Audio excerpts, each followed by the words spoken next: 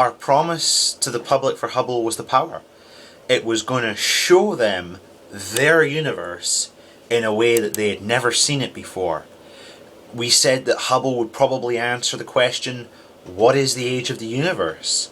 Hubble was going to see galaxies and stars being born.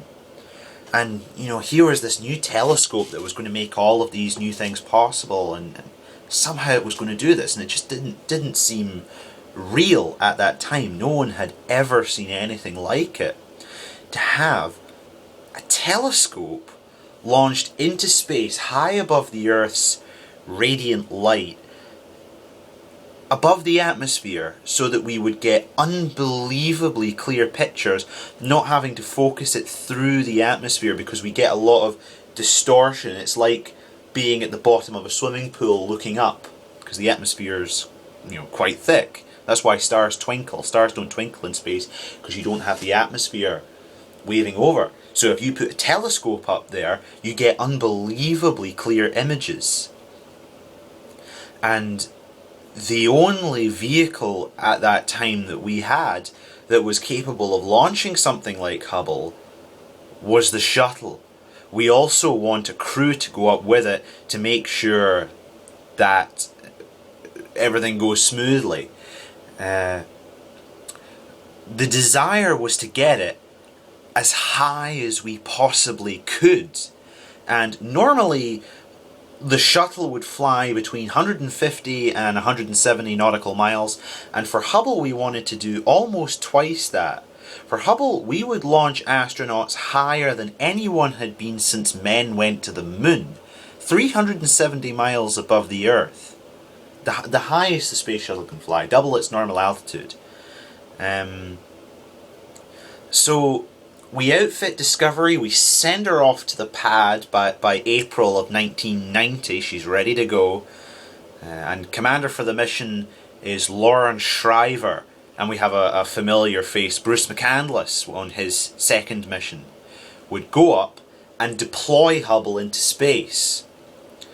And another very famous astronaut is Kathy Sullivan on the mission, who is the first American woman to walk in space, and this is her second shuttle mission also. On April 24th, 1990, Discovery ignites its solid rocket boosters and off she goes into the sky. And the launch went perfectly on schedule. Discovery jettisons her solid rocket boosters, and then the three main engines carry up. Discovery burns through 2,000 tons of fuel to reach 370 miles above the Earth. And Lawrence Shriver said that he was able to look out almost immediately and think, wow, this is a lot higher than I was before. We open up the big shuttle bay doors, and Hubble is there, it's all ready to go. As soon as we're on orbit we do that. And Kathy Sullivan said that she was looking up at the key onboard shuttle fuel gauges. The moment you got there, they were reading 49%. You think, well, is that really going to be enough to get us back down? Because you still got 5 or 6 days to go, and you're already through half your propellant. Any indication of leak, and we're getting out of there fast, or we don't get to come home and talk to you about it. So the first order of business is to lift Hubble out of the cargo bay, and timing is now critical. We have to get on orbit as fast as we can, we have to get this thing open and deployed as fast as we can, and get this thing out and away. Hubble's ultra-sensitive optical instruments need a continuous source of power to keep them at the right temperature and active, so that we don't risk damage to them. So the first thing that we need to do is get the solar panels deployed. So while Hubble's sitting up in the cargo bay, she's using battery power, which is fine so long as the arrays come out. We do the first set of solar arrays and they all deploy properly, and then we go to do the second set and it came out and it would stop about halfway. And we think, well, that's not what it's supposed to do.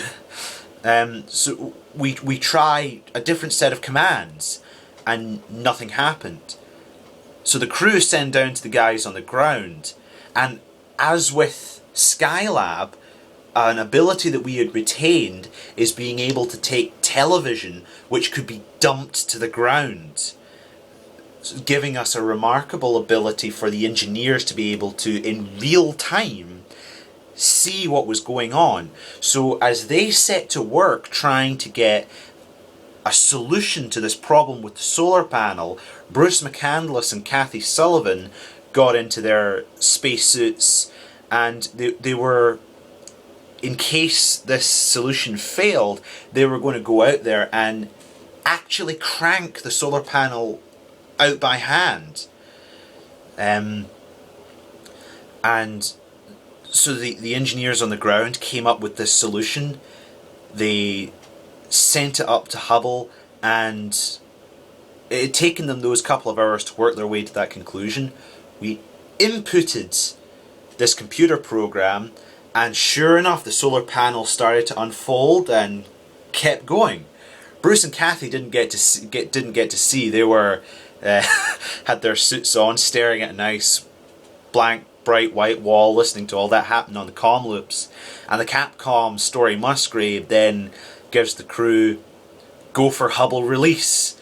So we lift Hubble out on the robotic manipulator arm and release her, and off she goes, 370 miles above the Earth, with the horizon in the background. The guys are able to look down at their handiwork and see, wow, out there in front of them is this massive telescope. And there it is. We had completed this task, and we're all very happy and very joyful that we had gotten this telescope deployed, and we brought Discovery home safely, completing the mission perfectly. And about 2 or 3 weeks after launch, we started to take the first images, and the chief scientist of the Hubble project, a guy called Ed Wheeler, and his team would gather around a screen to see the first images that would come back that night. Everything to do with Hubble seems to happen in the middle of the night. We got this image up on the computer screen, and the focus didn't seem to be right. We got this image on the screen, and it was supposed to be perfectly clear, and it wasn't. It was pixelated. So we changed the settings on the loop that brings her down, because sometimes when you work out a new telescope you have little bugs you need to try out. We got the thing back, and it was foggy again. So we're all sitting there looking at each other and thinking, that's the way it's supposed to be, right?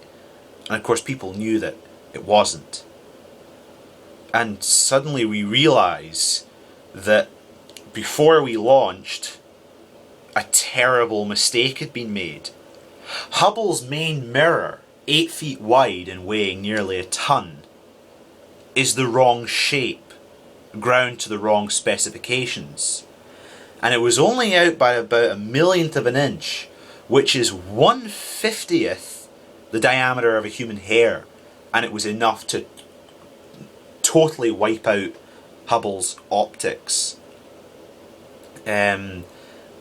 People at NASA were devastated. You know, this is a multi-billion-dollar disaster. And right now, not that long since Challenger, the agency has made a mistake that cost the United States taxpayer $1.5 billion. And it was absolutely shocking when a group of people who were optics experts came forward and said, from our present position on the ground, you can't correct it. There's nothing you can do about it. Which left us only one more option.